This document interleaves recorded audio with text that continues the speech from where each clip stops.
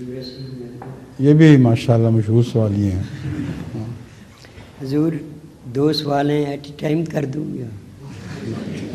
کیا کیا 2 سوال ہیں حضور. ایک ہی وقت میں کر دوں 2 سوال ہیں. ایک ہی وقت میں کریں گے اور کیا باری باری آنا ہے آپ نے ایک دفعہ کر جائیں جو کرنا ہے. سورۃ الحجرات آیت نمبر 27-28 میں اللہ تعالیٰ فرماتے ہیں فرماتا ہے اللہ تعالیٰ فرماتا ہے. لوگوں کے لیے ہم کہتے ہیں فرماتے ہیں. اللہ تعالیٰ بھی کہتے ہیں فرماتا ہے. اچھا ٹھیک ہے جناب. اعوذ باللہ من الشیطان الرجیم. بَلَقَدْ خَلَقْنَا الْإِنسَانَ مِنْ صَلْصَالٍ مِنْ حَمَامٍ مَسْنُونٍ. انسان کو ہم نے آواز دینے والی مٹی سے یعنی سیاہ گارے سے جس کی حیت تبدیل ہو چکی تھی پیدا کیا. ٹھیک. وَالْجَانَ خَلَقْنَاهُ مِنْ قَبْلُ مِنْ نَارِ السَّمُومِ. اور اس سے پہلے جنوں کو ہم نے سخت گرم ہوا کی قسم کی آگ سے پیدا کیا تھا. ٹھیک ہے.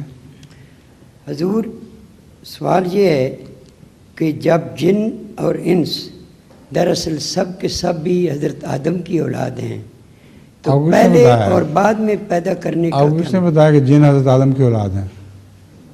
یہی میں تو سمجھتا تھا. میں تو یہی سمجھتے رہا. پھر قرآن شریف ابھی پڑھ رہے ہیں. قرآن شریف کچھ اور سمجھتا ہے آپ کچھ اور سمجھتے ہیں. ابھی آیت پڑھی ہے کہ جن کو ہم نے پہلے پیدا کیا تھا نار سموم سے. تو وہ آدم الگ تھا جنوں کا. آدم کہاں سے ہو گیا؟ وہ جن تھا. کیونکہ جن امیر بھی ہوتے ہیں نا. امیر لوگ چھپے ہوئے لوگ. ہاں وہ امریکہ یہ سارے جن کے بہت سے معنی ہیں جی. مگر جن کے بہت سے معنی ہیں مگر کوئی ایسے معنی کریں جو عقل کے مطابق پورے اترتے ہوں. یہ تو اللہ نہیں کہہ سکتا کہ میں نے امیروں کو پہلے پیدا کر دیا. ٹھیک ہے. یہ تو بالکل نامعقول بات ہے. اس لیے جن کے جتنے معنی ہیں سب پر غور کریں.